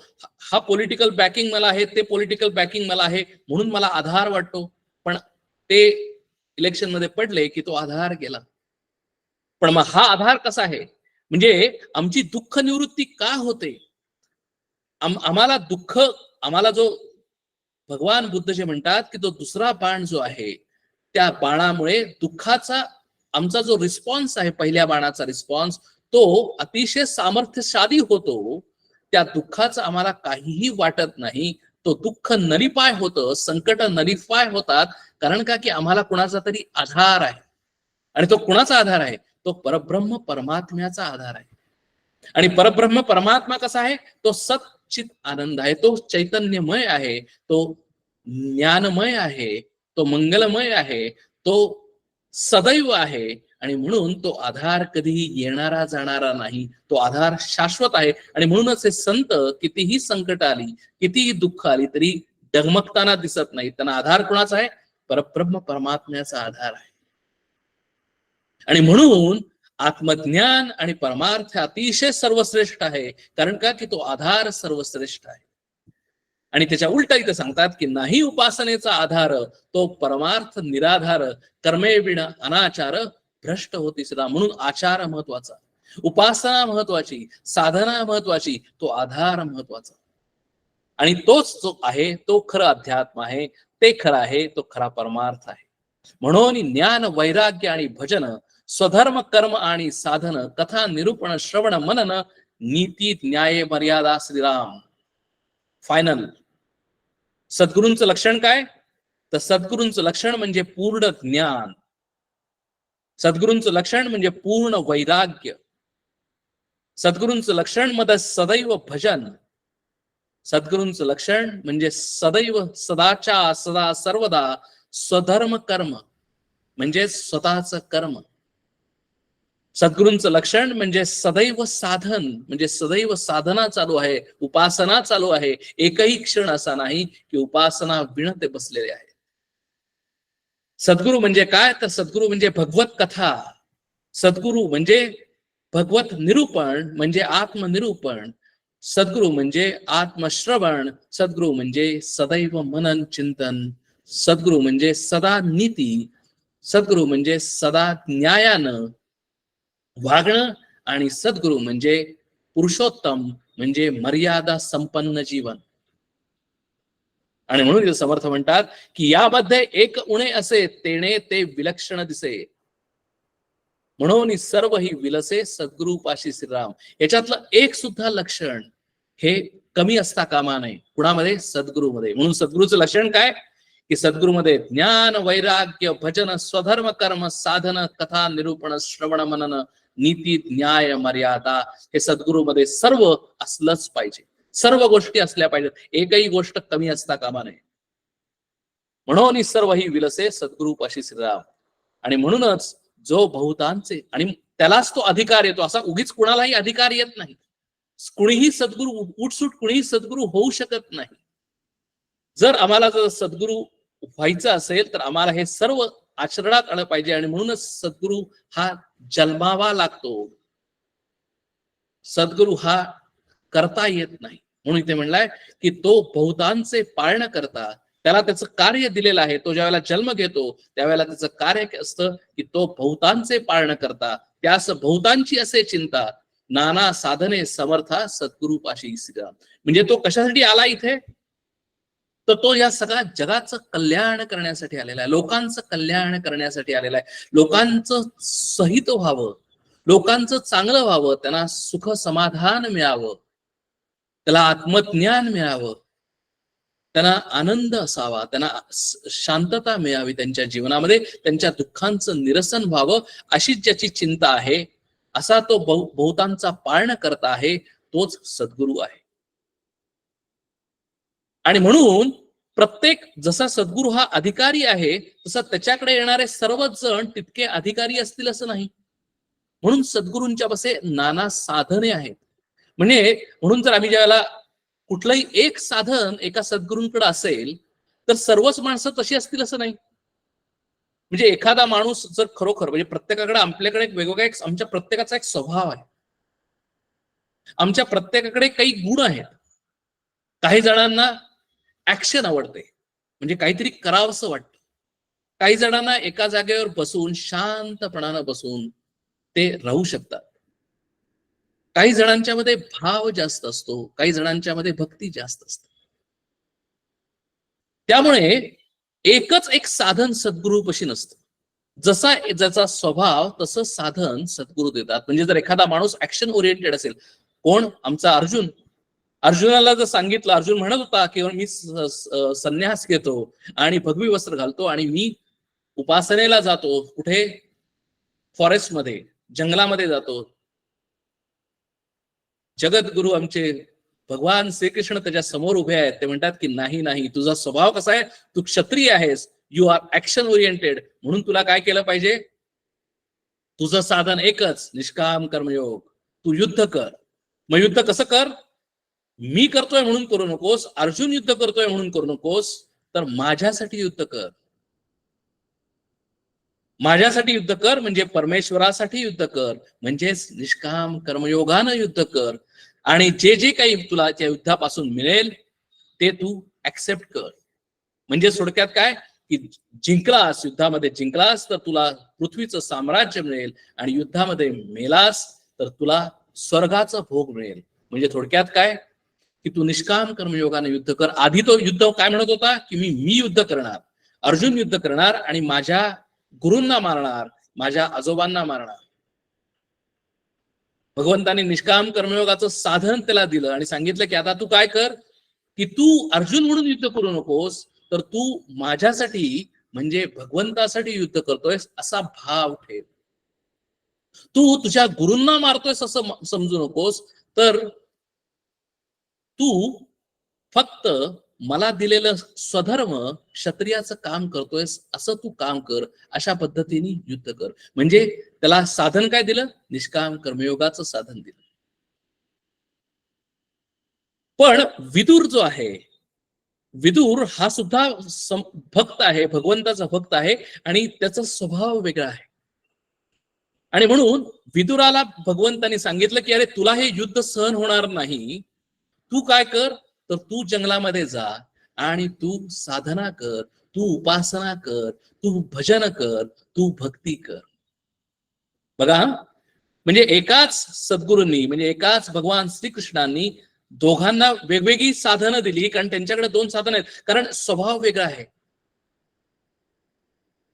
आणि उद्धव हा ज्ञानी भक्त आहे आणि म्हणून उद्धवाला भगवंतांनी डायरेक्ट ज्ञान सांगितलं. त्याला निष्काम कर्मयोग सांगितला नाही, त्याला उपासना करायला सांगितली नाही, तर त्याला डायरेक्ट ज्ञान दिलं. म्हणजे सद्गुरूंच्या पाशी वेगवेगळी साधनं आहेत आणि जशी माणसं त्यांच्याकडे येतात त्या माणसांचा स्वभाव ओळखून, सामर्थ्य ओळखून, अधिकार ओळखून सद्गुरू त्या त्या माणसांकडून साधना करून घेतात. हेच आमच्या सनातन धर्माचं वैशिष्ट्य आहे. म्हणून आमच्या धर्मामध्ये अनेक देव आहेत. का देव आहे तो? कुणाला श्रीगणेश आवडेल, कुणाला भगवान श्रीकृष्ण आवडतील, कुणाला समर्थ प्रभू श्रीराम आवडतील, कुणाला महामाया आवडेल, म्हणजे असे अनेक वेगवेगळे देव आमच्या धर्मामध्ये आहेत. याचं कारण असं आहे की जसा माझा स्वभाव आहे तसं जो मला देव आवडतो, ज्याचा माझा देव असं मला वाटतं, तो भाव माझा निर्माण होतो, तो माझं आराध्य आहे, तो माझा देव आहे आणि त्याचीच मी उपासना करतो, त्याचीच मी साधना करतो. आणि म्हणून सद्गुरूंपाशी काय आहे? वेगवेगळी साधनं आहेत. कारण आम्हाला वन साइज फिट ऑल असं होत नाही. It is not a cookie cutting approach. आपण म्हणतो ना की कुकी कटिंग अप्रोच, मॅन्युफॅक्चरिंग, असं कधीही नसतं. प्रत्येक माणसाचा स्वभाव वेगळा असल्यामुळे कुणाला मेडिटेशन आवडेल, कुणाला नामस्मरण आवडेल, कुणाला कर्मयोग आवडेल, कुणाला हठयोग आवडेल. प्रत्येकाचा स्वभाव वेगवेगळा आहे. We cannot force fit. आणि म्हणून नाना साधने समर्था सद्गुरु पाशी श्रीराम, साधने विण परमार्थ प्रतिष्ठे, तो मागुता सवेच भ्रष्टे, या कारणे दुरीद्रष्टे महानुभाव श्रीराम. म्हणून इथं समर्थ आम्हाला वॉर्निंग देतात की परमार्थ हा साधनेशिवाय होऊच शकत नाही. आम्ही जर म्हणलं की आम्ही साधना करत नाही आणि आम्ही अध्यात्म करतो, आम्ही परमार्थ करतो, आम्ही देवदेव करतो, त्याला काही एक अर्थ नाही, त्याला प्रतिष्ठा नाही. का? तर तो टिकणारा नाही म्हणून. टिकणारा नाही म्हणून काय? तर आम्ही थोड्या वेळ करतो आणि तो टिकत नाही. कारण का? की आम्हाला दुसरं काहीतरी सापडलं की आम्ही तिकडे जातो. It is a common sense. आणि म्हणून इथं सांगितलं आहे की साधने विण परमार्थ प्रतिष्ठे, तो मागुता सवेच भ्रष्टे, या कारणे दुरीदृष्टे महानुभाव श्रीराम. आता समर्थ उलट सांगतात, म्हणजे सद्गुरू ची लक्षणं कशी नाही आहेत ते सांगतात. काय सांगतात? की आचार उपासना सोडिती, ते भ्रष्ट अभक्त दिसती, जळो तयांची महंती, कोण पोसे श्रीराम. म्हणजे ज्यांच्याकडे आचार नाहीत, म्हणजे आचरण नाही, ज्यांच्याकडे उपासना नाही, ज्यांच्याकडे साधना नाही, ते भ्रष्ट आहेत, ते अभक्त दिसतात. आणि त्यांची कितीही जरी महती असेल, ते कितीही जरी प्रसिद्ध असतील, त्यांनी कितीही चमत्कार केलेले असतील, तरी सुद्धा त्यांच्या वाटेला जाऊ नये. जळो तयांची महंती, कोण पुसे श्रीराम. असं इथं समर्थ आम्हाला वॉर्निंग देतात की आम्ही ठरवायचं आहे की आम्ही काय करायचंय. कर्म उपासनेचा अभाव, तेथे भकाधेसी जाला ठाव, तो कान कोंडा समुदाव, प्रपंची हसती श्रीराम. इथून पुढच्या ज्या ओव्या आहेत ते समर्थांनी जी केलेली साधना आहे, तपश्चर्या आहे, भारत भ्रमण आहे, त्याच्यातून आलेलं आहे. ज्यावेळेला समर्थ 12 वर्ष भारत भ्रमण करतात, त्यावेळेला समर्थांनी आजूबाजूला जे अनेक समाज बघितले. समाजामध्ये त्यावेळेला आम्ही यावेळेला आज स्वतंत्र आहोत, त्यावेळेला आम्ही स्वतंत्र नव्हतो. त्या काळामध्ये मुघलांचा प्राबल्य होतं. म्हणजे अनेक वेगवेगळ्या जाती इथे भारतामध्ये येऊन सामर्थ्य दाखवत होत्या. आणि इथला सगळा देश आपल्या डोळ्यासमोर आणा की शिवाजी महाराजांचा आधीचा काळ, शिवाजी महाराजांनी एक शासन, एक राज्य, रामराज्य निर्माण केलं. पण शिवाजी महाराज यायच्या आधी ज्या भारताची जी हालत झालेली होती, भारताची जी गोष्ट झालेली होती, ती गोष्ट आपल्याला सगळ्यांना माहिती आहे. आणि त्याच्यामध्ये कसं झालेलं होतं की आम्हाला काहीही विचार नव्हता, आमच्या पुढे कुठलाही रोल मॉडेल नव्हतं, समाजामध्ये अतिशय दुःख होती, आम्हाला काय करावं हे कळत नव्हतं, आमचा सेल्फ कॉन्फिडन्स गेलेला होता. आणि आम्हाला जो तो कोणी येऊन मीच बरोबर आहे, मीच बरोबर आहे, आम्ही असं करूया, आपण तसं करूया, अशा पद्धतीने मार्ग दाखवण्याचा प्रयत्न करत होता. आजही फार वेगळी अवस्था आहे असं नाही. आज सुद्धा प्रत्येक जण येऊन सांगतो की माझाच मार्ग बरोबर, माझाच मार्ग बरोबर, माझाच मार्ग श्रेष्ठ, असे अनेक संप्रदाय त्यावेळेला होते, आजही आहे. आणि म्हणून इथे समर्थ या इथच्या पुढच्या ओव्या त्याच्यातून लिहितात, कळकळीने लिहितात, कारण समर्थांचं प्रवृत्तीवर भर आहे. समर्थांनी जे बघितलेलं आहे, अनुभवाचे बोल आहेत, आणि म्हणून इथं समर्थ लिहितात की नीच यातीचा गुरु तोही कानकोंडे विचारू, ब्रह्मसभेस जैसा चोरू तैसा दडे श्रीराम. त्या काळामध्ये समर्थांनी बघितलं की नीच जातीचा गुरु केलेला आहे, परजातीचा गुरु केलेला आहे.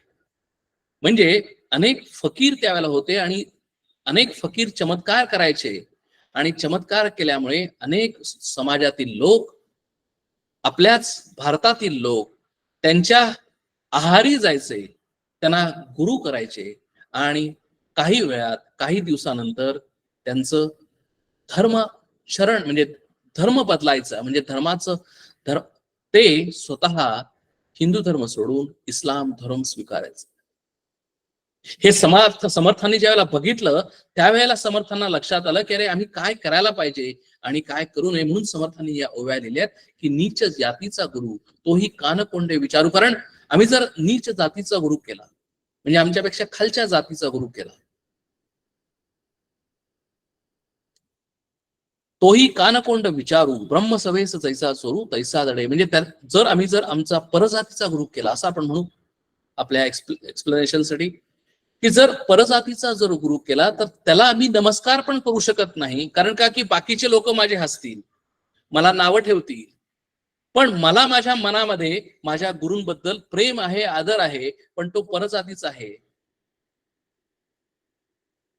म्हणजे माझी काय होईल त्याच्यामध्ये, दोन्हीमध्ये कानकोंडी होईल, आणि माझी त्याच्यामध्ये माझेच मनामध्ये माझ्यामध्ये कुठलं बरोबर आणि कुठलं चूक, माझ्या मनामध्ये कॉन्फ्लिक्ट निर्माण होईल. आणि म्हणून समर्थ आम्हाला वॉर्निंग देतात की तुम्ही परजातीचा गुरु आणि नीच जातीचा गुरु करू नका. पुढे म्हणतात, ब्रह्मसभे देखता त्याचे तीर्थ नये घेता, अथवा प्रसाद सेविता प्रायश्चित्त पडे श्रीराम. तीर्थ प्रसादाची सांडी केली, तेथे निश्चता दिसून आली, गुरुभक्ती ते सटवली, एकाएकी श्रीराम. म्हणजे कसा कॉन्फ्लिक्ट होतो की मी जर गुरूंचा जर तीर्थ प्रसाद घेतला तर तो परधर्मातला गुरु असल्यामुळे मी भ्रष्ट झालो, असाही तिथे प्रॉब्लेम येऊ शकतो. आणि मी जर घेतला नाही तर तिथे गुरूंची अवज्ञा पण होते. आणि म्हणून अशा दोन्हीमध्ये कॉन्फ्लिक्टमध्ये कुणाचा प्रॉब्लेम येतो, माझा स्वतःचाच प्रॉब्लेम येतो. म्हणून इथे म्हणतात की गुरुची मर्यादा राखता, ब्राह्मण क्षोभती तत्वता, तेथे ब्राह्मण्य रक्षू जाता, गुरुक्षोभ घडे श्रीराम. ऐशी साकडी दोहीकडे, तेथे प्रस्तावा घडे, नीच यातीस गुरुत्व न घडे, या कारणे श्रीराम. म्हणून कुणीही परजातीचा गुरु की नीच जातीचा गुरु करू नये, असं समर्थ सांगतात. तथापि आवडी घेतली जीवे, तरी आपणची भ्रष्टावे, बहुत जनासी भ्रष्ट व्हावे, हे तो दूषणाची की श्रीराम. म्हणजे त्या काळामध्ये असं पण घडलेलं होतं की जसं मगाशी म्हणलं तसं की जसं फकीर हा जर गुरु जर मी स्वीकारला तर तुला जर तो फकीर जर गुरु आवडत असेल आणि जर तू जर त्याच्याबरोबर जर जाणार असेल तर तू जा, पण तुझ्या बरोबर बाकीचं तुझे सगळे समाज किंवा तुझं सगळं कुटुंब घेऊन जाऊ नकोस, कारण त्यांचं सुद्धा भ्रष्ट होईल, त्यांना सुद्धा ते सुद्धा भ्रष्ट होतील. आणि म्हणून इथे समर्थ सांगतात की तथापि आवडी घेतली जीवे, तू घेतलीस ना तर ठीक आहे, you do it your self, पण तुझ्यामुळे इतरांना त्रास देऊ नकोस, तुझ्या कुटुंबाला त्रास देऊ नकोस. बहुत जनासी भ्रष्ट व्हावे, हे तो दूषणाची की श्रीराम. म्हणजे तुझ्याबरोबर तू इतरांना सुद्धा पाठवतोयस, इतरांना सुद्धा भ्रष्ट करतोयस, हे बरोबर नाही, हे चुकीचं आहे, हे दूषण आहे. आणि म्हणून सांगितलं की आता असो हा विचारू, आता बास, आता कळलं. म्हणजे थोडक्यात समर्थांनी हा विचार थांबवला. म्हणले की ठीक आहे, म्हणून काय करा, तर स्वजातीचा गुरु करा, नाहीतरी भ्रष्टाकारू नेमस्तकडे श्रीराम. आता पुढे सांगतात की जे जे काही उत्तम गुण ते सद्गुरूंचे लक्षण, तथापि संगो ओळखणं होय जेणे श्रीराम. म्हणजे असे आता समर्थ परत एकदा सद्गुरूंचं सगळं लक्षण सांगितलं, सद्गुरूंचं काय नको असेल ते सांगितलं, आणि आता परत एकदा समर्थ सांगतात की मी आता तुम्हाला अजून गुरु सांगतो. ते सगळे गुरु आहेतच, त्यामध्ये काही नाही, ते आम्हाला वंदनीय आहेत, प्रार्थनीय आहेत, पण ते सद्गुरू असतील असं नाही. कारण आपण पहिल्यांदा समाजाच्या सुरुवातीला सुद्धा समर्थांनी सांगितलेलं होतं की सद्गुरू म्हणजे मोक्षदाता हाच सद्गुरू आहे, आत्मज्ञान देणारा हाच सद्गुरू आहे, बाकीचे सर्व आहेत ते गुरु आहेत. आणि म्हणून इथं परत एकदा आमच्या रिएम्फसाइज करण्यासाठी, रिएटरेट करताना समर्थ इथं सांगतात की एक गुरु, एक मंत्र गुरु, एक यंत्र गुरु, एक तांत्र गुरु, एक वस्ताद गुरु, एक राजगुरु म्हणते जनी श्रीराम. हे सर्व गुरु आहेत. काय आहेत? काही जण आमचे गुरु असतील, आम्हाला वेगवेगळ्या गोष्टी शिकवल्या असतील, व्यवहारातल्या गोष्टी शिकवल्या असतील, आम्हाला स्वयंपाक शिकवला असेल, तो सुद्धा आमचा गुरु आहे. आम्हाला व्यवहारामध्ये कसं वागायचं ते सांगितलं असेल, तो सुद्धा आमचा गुरु आहे. कुणी आम्हाला मंत्र दिला असेल, तो आमचा मंत्र गुरु असेल. कुणी आम्हाला तंत्र, मंत्र, यंत्र शिकवलं असेल, जे जे काही आम्हाला शिकवलं असेल ते आमचे यंत्र गुरु असतील, तंत्र गुरु असतील. कुणी आमचे वस्ताद गुरु असतील, म्हणजे आम्हाला कुठल्या गोष्टी शिकवल्या असतील, ते वस्ताद गुरु आहेत. राजगुरु आहेत, म्हणजे पूर्वी कुलगुरु होते, कुलाचा एक गुरु असायचा की ते सगळं कुलाचार सगळे कसे व्यवस्थित चालतायत का नाही, नीतीने सगळं व्यवस्थित चाललंय का नाही, आमच्या या लोकांचं, या समाजाचं, या त्यामुळे ते जे गुरु आहेत ते सुद्धा गुरुच आहेत, म्हणून त्यांना राजगुरु म्हटलं. असे वेगवेगळ्या प्रकारचे गुरु या समाजामध्ये आहेत. एक कुलगुरु, एक मानिला गुरु, एक काही मानलेले गुरु आहेत, एक विद्या गुरु, एक कुविद्या गुरु. कुविद्या देणारा हा सुद्धा गुरुच आहे. कारण का की तो आम्हाला कुविद्या देतो, पण आम्हाला कळत नाही की ती कुविद्या आहे. कारण ज्यावेळेला आम्ही त्याच्याकडनं कुविद्या घेतो त्यावेळेला ती कुविद्या आहे म्हणून आम्ही घेत नाही. ती आम्हाला बरोबरच आहे, ती खरोखरच विद्याच आहे असं समजून आम्ही घेतो, पण खरोखर ती कुविद्या असते, म्हणून तो कुविद्या गुरु आहे. एक असत गुरु, एक याती गुरु, दंड करते श्रीराम, असे वेगवेगळ्या प्रकारचे गुरु सगळे आहेत. एक माता गुरु म्हणजे आई आणि वडील हे सुद्धा आमचे गुरु आहेत. एक पिता गुरु, एक राजा गुरु, एक देवगुरु, राजाचा सुद्धा गुरु असतो. देवगुरु, देवांचे सुद्धा बृहस्पती गुरु आहेत. एक बोलिले जगत गुरु, सकळ सकळ करा श्रीराम. ऐसे हे 17 गुरु, याही वेगळे आणिक गुरु, एक तयांचा विचारू सांगिजेल श्रीराम. असे वेगवेगळ्या प्रकारचे गुरु आहेत. याही पेक्षा अनेक गुरु आहेत. या सगळ्यांचा विचार आपण आता बघितला. एक स्वप्न गुरु आहेत, स्वप्नामध्ये येतात आणि गुरु देतात, दीक्षा देतात. एक दीक्षा गुरु असतात. एक म्हणती प्रतिमा गुरु असतात, प्रतिमा देतात आणि आम्हाला त्या प्रतिमेची पूजा करायला सांगतात, ते प्रतिमा गुरु आहेत. एक म्हणती स्वय गुरु, स्वतःच स्वयंघोषित गुरु म्हणून असतात, किंवा मी स्वतः गुरु आहे असं सुद्धा काही जण म्हणतात. आपला आपण गुरु आहे असंही समजून घेतात. जेचे यातीचा जो व्यापारू, ते त्याचे तितुके गुरु, याचा पाहता विचारू उदंड आहे श्रीराम. असो ऐसे उदंड गुरु, नाना मतांचा विचारू, परी जो मोक्षदाता सद्गुरु, तो वेगळाची असे श्रीराम. म्हणजे असो असे उदंड गुरु, नाना मतांचा विचारू. समर्थांनी सगळे गुरु ऍक्सेप्ट केलेले आहेत, त्यांना गुरु म्हणलेलं आहे, त्यांना एक आदर पूर्वक त्यांना सगळ्यांना मान्य केलेलं आहे समर्थांनी, त्यांना कुणाचंही खंडन केलेलं नाही. पण समर्थांनी आपलं जे मत आहे की सद्गुरु कोण, की परी जो मोक्षदाता सद्गुरु, तो वेगळाची असे श्रीराम. आणि मोक्ष म्हणजे काय?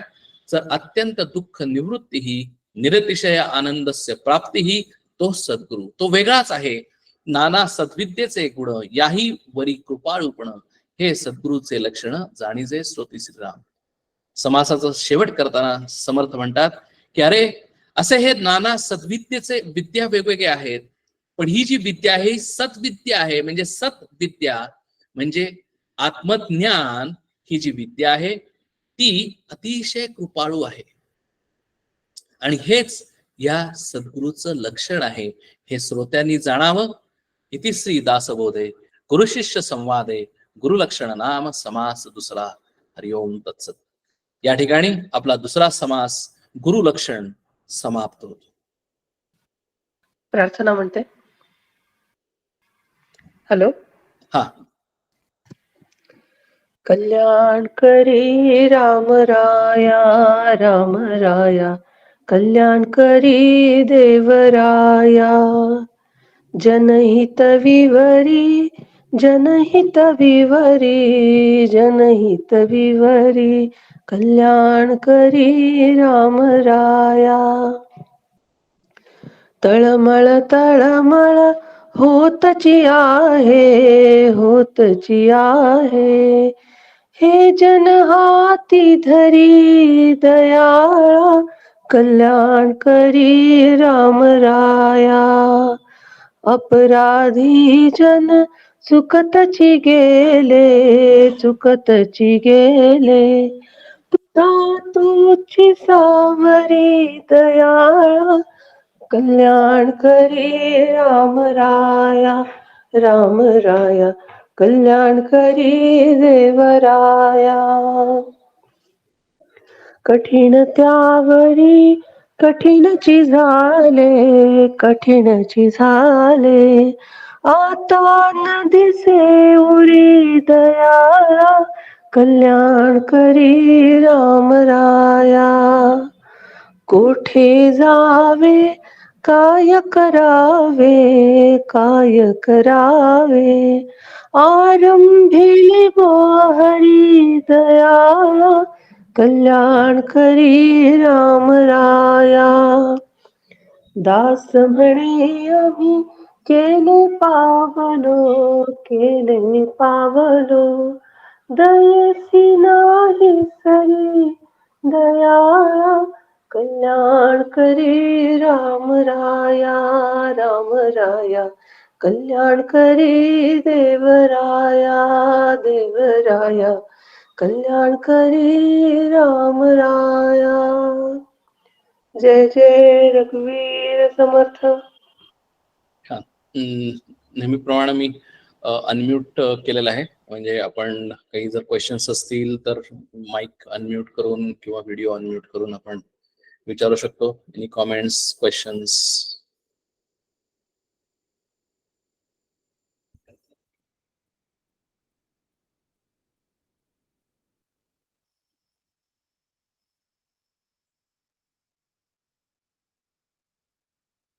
एक 2 मिनिटं थांबूया, नाहीतर आपण मग सेशन क्लोज करूया.